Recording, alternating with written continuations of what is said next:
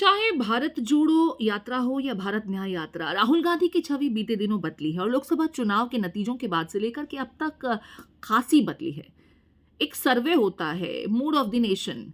इस सर्वे को साल में 2 बार किया जाता है। चुनाव से पहले जब ये सर्वे किया गया था तो राहुल गांधी की जो पॉपुलैरिटी थी वो करीब जनता के बीच कुछ 15% के आसपास थी, जो बढ़ करके 22 से ज्यादा हो चुकी है।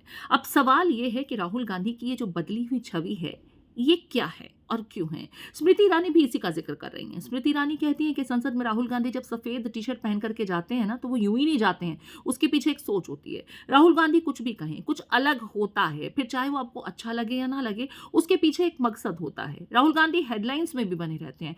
मतलब अगर दलित या जो आदिवासी मुद्दा है उसका मिस इंडिया कंटेस्ट से कुछ लेना देना नहीं है, लेकिन राहुल गांधी जब इस मुद्दे पर भी इन विषयों को लेकर के आते हैं तो उन्हें बखूबी मालूम है कि सरकार का ना तो इससे लेना देना है और ना ही इसके बीच में ये तमाम चीजें कभी आ सकती हैं, लेकिन फिर भी वो इसे लेकर के आए और सुर्खियों में छाए रहे। राहुल गांधी बदल गए हैं, राहुल गांधी के तरीके बदल गए हैं और सबसे बड़ी बात यह है कि राहुल गांधी के ये बदले हुए तरीके और तेवर जनता को पसंद आ रहे हैं।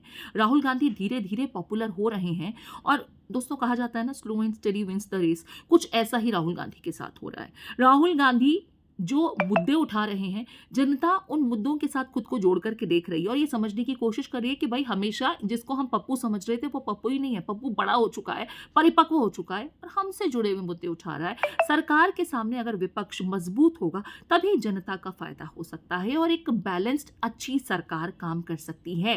तो राहुल गांधी की ये जो बदली हुई भूमिका है, ये जो बदली हुई छवि है, इसी का जिक्र स्मृति ईरानी ने भी इस पॉडकास्ट में किया।